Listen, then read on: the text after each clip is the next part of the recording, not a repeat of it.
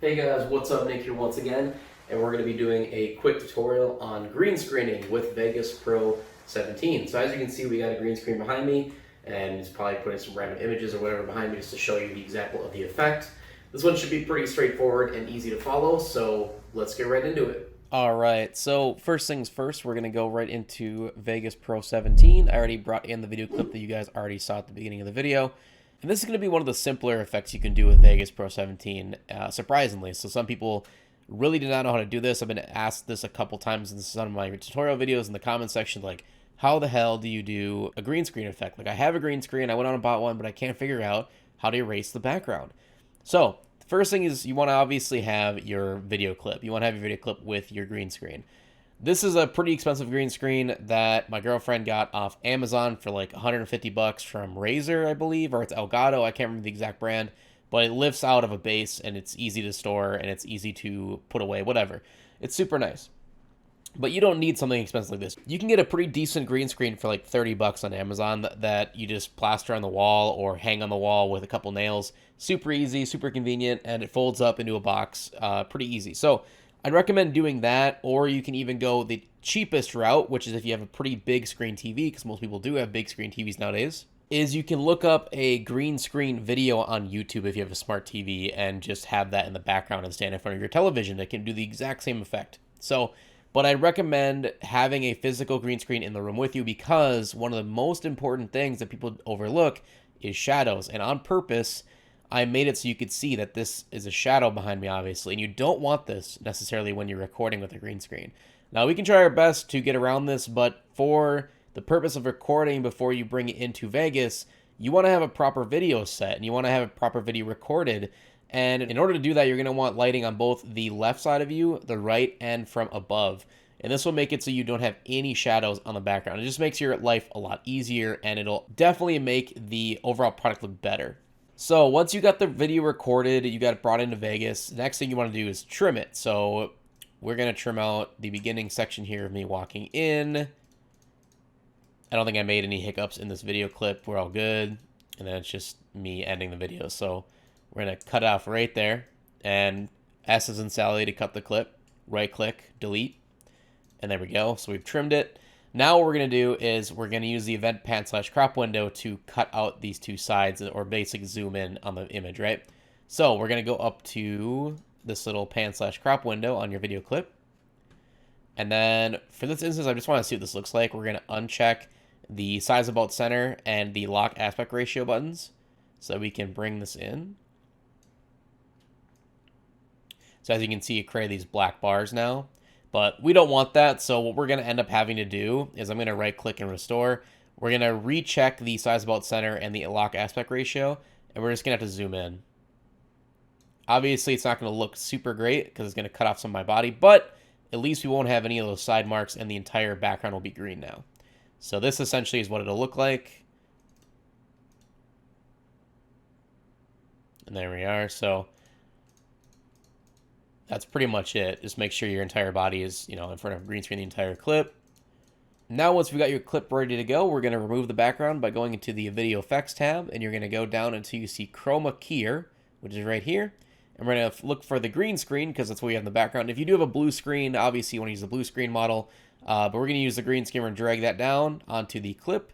It's going to pop up here with this little video event box. And as you can see, it already tried removing some of the background, but it doesn't look very good. It looks pretty washed out and yellow and nasty. So what we're going to do is we're going to uncheck the chroma key here. So that we're back to our normal screen.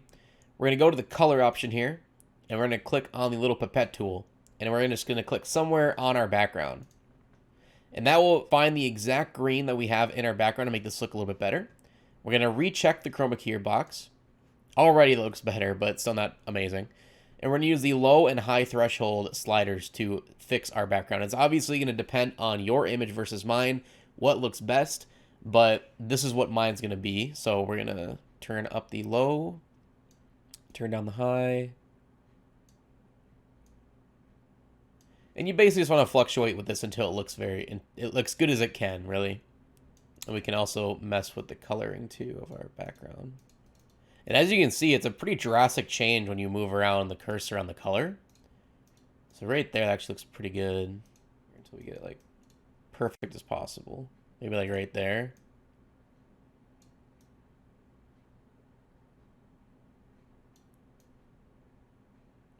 All right, let's see what that looks like. Not too bad. There's obviously a little bit of aliasing around my body. It's not a perfect green screen, but that's literally 90% due to having shadows in the background. When you have shadows on your green screen, it's going to make the program not work nearly as pleasant. It's not going to work nearly as well. You just want to make sure you literally have no shadows behind you. That's the biggest point I'm trying to make across here. Let's go back in there real quick and add a little bit of a blur. So the main reason I stay away from the blur amount is because look at how drastic this looks. Like when you add it, right? Even the littlest amount, it just doesn't look good. I might, it's hard to say, but I might add a little bit, like 0.14. We'll go with 0.7, like the tiniest blur, to get rid of a little bit of the aliasing around my body, the outline of me. So with that done, the next thing we want to do is add something behind us, right? So we're going to go down here to our timeline. We're going to right-click, insert video track. And we're going to drag our first video clip here above into that top track. So we have an open one below it now. Now we're going to import something. I didn't really grab anything specifically for this video, but we can, I don't know, find a background video or something.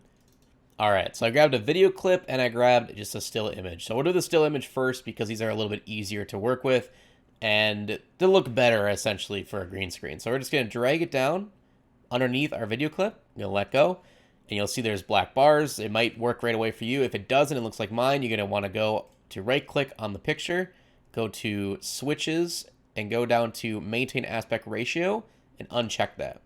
It'll automatically stretch out the image a little bit.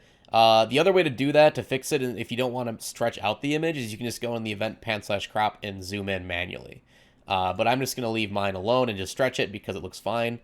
And then we're going to make sure that this clip, or this image, essentially covers up the entire portion of the clip. So it's always in the background. So here we go. And look at that. Not too shabby. Not too bad. It's a little bit, again, a little bit of green on my face. A little bit of aliasing around my body, my hair. Hair is probably the hardest thing to hide in a green screen, or to make it look like, you know, I'm not in front of a green screen kind of thing. But again, the hardest thing is the lighting. You want to have proper lighting. Obviously, my left side of my face wasn't lit properly because I didn't have anything on the left side of me, or in the back. So you can see a little bit of the green screen poking through under my arm, and that's because I have a shadow behind me. Again, that would all be gone if I didn't have that. Last part, let's put a video behind me. So this is a loop video that I made for my stream, which is Thicknick Live at twitch.tv. But I'm going to put it in here just for this video. It's really just a loop of the PS3 background with some of my emotes floating around. So we're going to do that for me in the background, and let's see what this looks like. Looks pretty good. Not too bad. And depending on how beefy your computer is, this might lag a little bit when you have a green screen or chroma effect on and you have it above another video clip. It might lag, so don't be taken back if you're watching it and it's like being really framey or it's glitching. It won't look like that, I promise you, in the render, but in the live feed it might lag, just depending on your graphics card. But that essentially is your green screen, guys. That is literally it. That's all you have to do. So again, the most important thing to remember and take away from this is before even shooting your video clip with you in front of a green screen, just make sure that you have proper lighting and you have no shadows behind you on the green screen itself.